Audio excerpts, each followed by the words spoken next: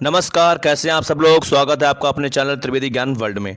कल हमने इतिहास का पोर्शन स्टार्ट किया था और इस पोर्शन में हमने इतिहास के कालों के बारे में जाना था संक्षिप्त रूप में, जिसमें आपने देखा था प्रागैतिहासिक काल के बारे में आपने देखा था। इसके बाद आपने प्रागैतिहासिक काल के अंतर्गत पुरा पाषाण काल, मध्य पाषाण काल, नव पाषाण काल, इन सब के बारे में जानकारी प्राप्त की थी। उसके बाद हम आद्य ऐतिहासिक काल के बारे में जान लिए थे और फिर हमने तीसरे नंबर पर ऐतिहासिक काल का वर्णन भी किया था, और जिसमें हमने ये काल कहाँ से मिले, इन कालों को कैसे अलग अलग भागों में बांटा गया है, तो वो होते हैं स्रोतों के माध्यम से ही हमने कालों को अलग अलग भागों में बांटा है। तो ये स्रोत कौन कौन से थे? एक था आपका पुरातात्विक स्रोत, एक था साहित्यिक स्रोत, एक था विदेशी यात्रियों के विवरण। तो इनको भी हमने आपको संक्षेप में बताया था, इन स्रोतों को, जो भी आपके स्रोत आपके सामने स्क्रीन पर दिख रहे हैं। अब आज हम बात करते हैं प्रागैतिहासिक भारत की। आज का हमारा टॉपिक है प्रागैतिहासिक भारत। चलिए शुरू करते हैं आज का वीडियो।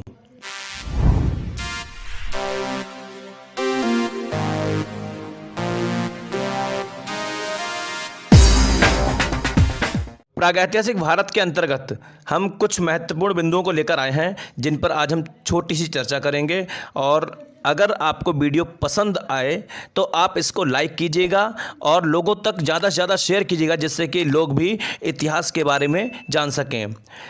पहला बिंदु इसका है, भारत में पाषाणकालीन सभ्यता की खोज सर्वप्रथम 1863 ईस्वी में आरंभ हुआ, जब भारतीय पुरातत्व सर्वेक्षण विभाग के विद्वान रॉबर्ट ब्रूस फुट, इन्होंने पल्लवरम यानी कि मद्रास में जो है, आज इसको चेन्नई के नाम जानते हैं मद्रास को, पल्लवरम से पूर्व पाषाणकालीन उपकरण पत्थर के हाथ की कुल्हाड़ी प्राप्त की।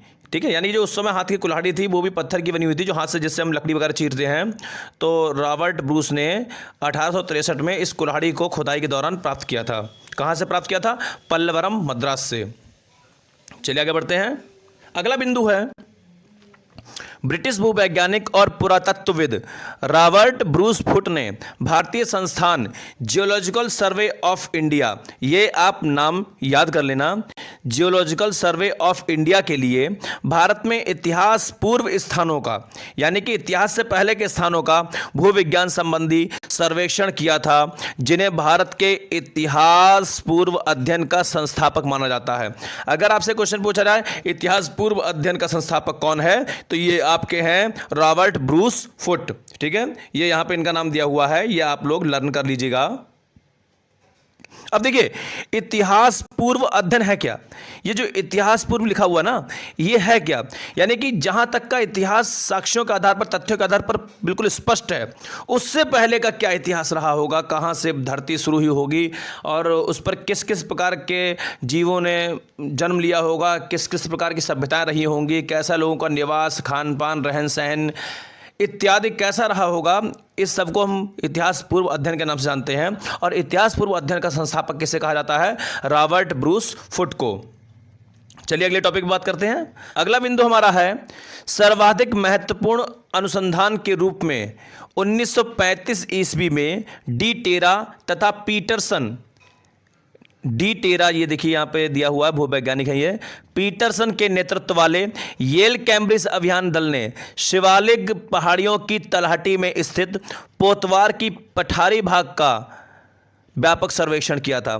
ठीक है, सर्वाधिक महत्वपूर्ण अनुसंधान, यानी कि ये जो इतिहास पूर्व अध्ययन है, इसमें भी जो सर्वाधिक महत्वपूर्ण अनुसंधान था वो 1935 में डी टेरा, एक तो नाम ये दिया हुआ है आपका, और पीटरसन दूसरा नाम आपका ये दिया हुआ है, इन दोनों के नेतृत्व में येल कैम्ब्रिज अभियान दल ने, ठीक है, यानी इन दोनों के नेतृत्व में येल कैम्ब्रिज अभियान दल ने शिवालिक पहाड़ियों की तलहटी में स्थित पोतवार, ठीक है, ये मैं यहां से हटा देता हूं, पोतवार के पठारी भाग का व्यापक सर्वेक्षण किया था।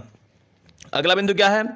विद्वानों का विचार है, यानी कि सर्वेक्षण के आधार पर, जो सर्वेक्षण जब अभी तक किए गए हैं उस आधार पर विद्वानों का मत है कि इस सभ्यता का उदय और विकास अति नूतन काल, यानी जिसको कहते हैं प्लाइस्टोसीन एज, इसमें हुआ था।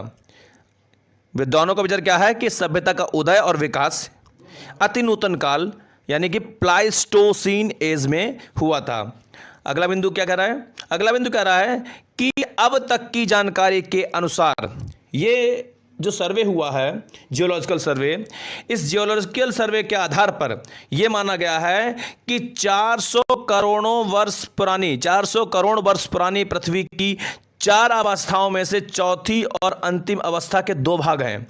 ठीक है, आप ये देखिए, इन्होंने पृथ्वी की आयु की भी अनुमान कर लिया, पृथ्वी की आयु का भी अनुमान कर लिया कि 400 करोड़ वर्ष पुरानी पृथ्वी और इसकी 4 अवस्थाओं, ठीक है, इन 4 अवस्थाओं में से जो सबसे चौथी और अंतिम अवस्था है उसके 2 भाग हैं, इसके 2 नाम भी हैं, यानी इन 2 भागों के अलग अलग नाम दिए गए हैं इन विद्वानों के द्वारा।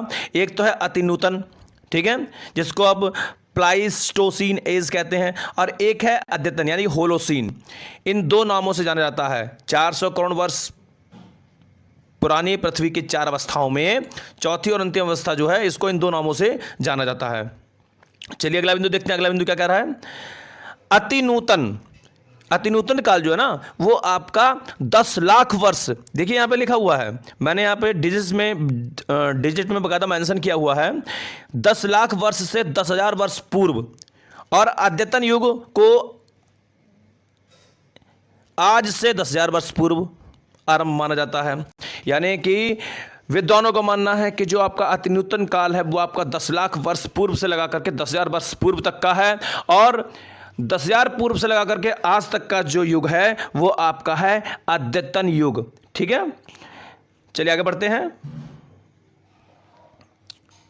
अब कल के वीडियो में हम चर्चा करेंगे, इसी क्रम में आगे बढ़ते हुए सबसे पहले हम चर्चा करेंगे पुरापाषाण काल, यानी कि ये भारत के अंतर्गत, अभी हमने प्रागैतिहासिक भारत शुरू किया ना आज का टॉपिक, तो प्रागैतिहासिक भारत में भारत के अंतर्गत आज हम कल हम जो है पुरापाषाण काल टॉपिक पर चर्चा करेंगे, जिसमें आप शिकार एवं खाद्य संग्रह युग के नाम से जानते हैं, जिसे आप शिकार एवं खाद्य संग्रह युग के नाम से जानते हैं। और आज का वीडियो आपको कैसा लगा है, आज हमें इजाज़त दीजिए और कमेंट सेक्शन में जरूर बताना कि आज का वीडियो आपको कैसा लगा है और इसमें क्या क्या इंप्रूवमेंट्स हो सकते हैं, उस पर भी आप लोग अपनी राय दे सकते हैं। तब तक के लिए मैं आज्ञा दीजिए। नमस्कार, जय हिंद, जय भारत।